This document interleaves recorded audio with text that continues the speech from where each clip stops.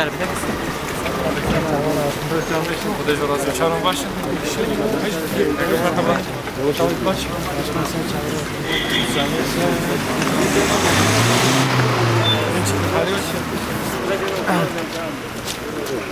Selamun aleyküm. Selam. Dört beş tane. Kavayt maçı Sağ ol. Maçına. Baş merhamle Kudüs orası bir. Hal vaziyet. Sağ ol. Mesela bir Batman iştarani. Serçe. Çünkü hali o çiğ. Sağ ol. İş başa geçiyor. Çok şükür. Hemen galiba.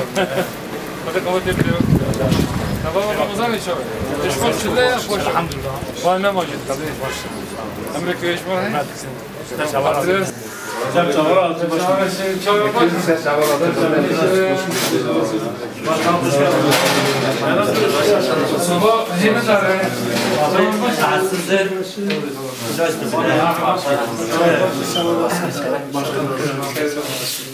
Sabah dara buna. Mesela ben Batman iş olarak. İş Batman'ım. Cüret Türkiye Batman'ım. Serçam iş. Mesela ben bir nevali maşallah navaş berfa barana. Nazan çavatçı. Navata bu projeyi başa. كثير شلة حتى باقي بازار بيصلاجي أم عاجز نبنج حتى هيك فاضي مثلا جيشنا هابين لا جيشنا هابين أو فاضي أمريكي وش مرة هي قوشتي برخاض بروش ولين دوار إيش بروش دوار دورها هنا قوش بشيء Ona çarpsın pencereyi. بريش بربك الحين ايوه عصار صديق خواتي بدي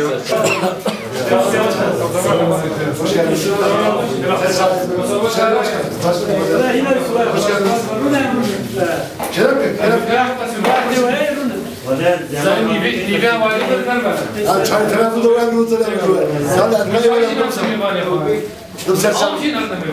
عندي ما ادري بس اسوي دابا تيجي تروجي انا كم سنه ورشتا gelmesin değil mi? Yok baş acısın abi. Şeref duyduk yani ne zaman gelirseniz. Ne var da değilsiniz? Böyle iftarımızı bitti açalım. Vallahi sizi davet edin. Bama gotine ki ve hala farz ya rakir apa biraz yhundak. الجماعة هي نعم ve hala farz ya rakir. Yani va bülentken o ab biraz yhundak. ولا عين وري جنب كسر راسته Ama gideş mi olacak? كم Hatırlıyor musun? Tamam, nasıl gidiyor? İşte nasıl gidiyor?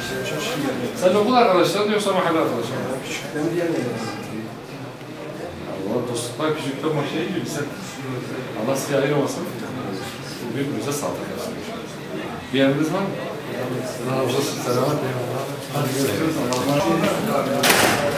Dayı dünyayı dolu yapan nedir biliyor musun? Dünya, boş dünyayı dolu yapan nedir biliyor musun?